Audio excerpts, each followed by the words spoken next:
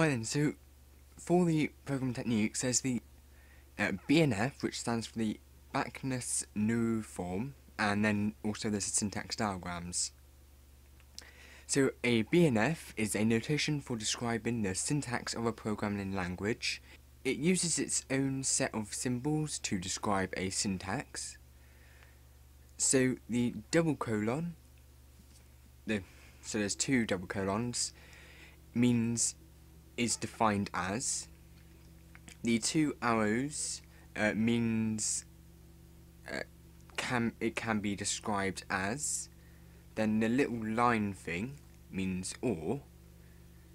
So an example of this in use would be by having the digit, so that is a describing, then is defined as, then the equal symbol, which is just equals, then there's the so 0, then there's or, 1, or 2, or 3, or 4, or 5, or 6, or 7, or 8, or 9. Then letters, it's the same but with letters, so it goes all the way from A or B, then or C, or D, or E, or F. Staff ID though, that is a bit different. So it's got the staff ID, so describes the staff ID, then is defined as, then equals, then the letter is defined, so letter, then digit, then it's got or, it can be a staff ID, then the digit. Right then, so defining a integer within this, so you've got integer within the, I don't even know what they're called, the arrows I'm just going to say. So that describes what it is, so it's an integer, and then it's the is something, so then there's the equals, then digit, then or, digit, and integer. So integer appears twice. This is a recursive statement, where the statement makes use of itself as part of its own definition. So that is also within the staff ID. So this rule is an integer constants of a single digit, or a single digit followed by another integer. Now for the syntax diagram, there are different symbols. So a circle with some text in the middle is an item that is not defined in any more detail. It is called a terminal symbol. The rectangle with some text inside is an item that is defined in some greater detail in another syntax diagram. Then arrows are used to indicate the direction in which you are allowed to read the overall diagram.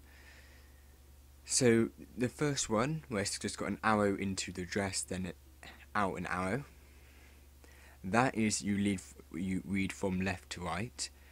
But within this next one, there is the loop, which has the arrow going into address, then out again, but you can also go back out and loop back round to an earlier point.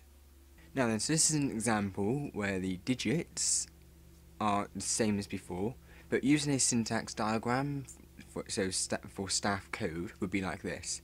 So it's got the digits, so 0 to 9, then it's got the letters A to F, but then the actual diagram, so the staff code, is a single line, so it goes letters, another arrow into digits, then an arrow out digits, but then another arrow from the existing arrow that leaves the system, so it goes round back into the gap between the letters and the digits.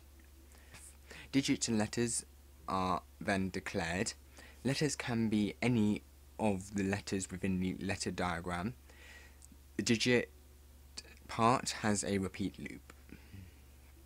So this means that a valid ID could be like A1, and then another one could be A11, and I think there might be another one which is like AB, then 2, 3, since it says letters and then digits, so you can have multiple letters and then multiple digits, but it doesn't exactly state that, so not really sure on that bit. Then invalid ones would be X95. The reason why that is invalid because X is not defined, so they do not know what it is. Then there's D12G, so you cannot have a repeated letter. Then there's 8H5, so it's because that doesn't work because you're meant to declare a letter first, then digits. Right, and so that was the end of this. Thanks for watching this video. Next video is on the verse Polish notation.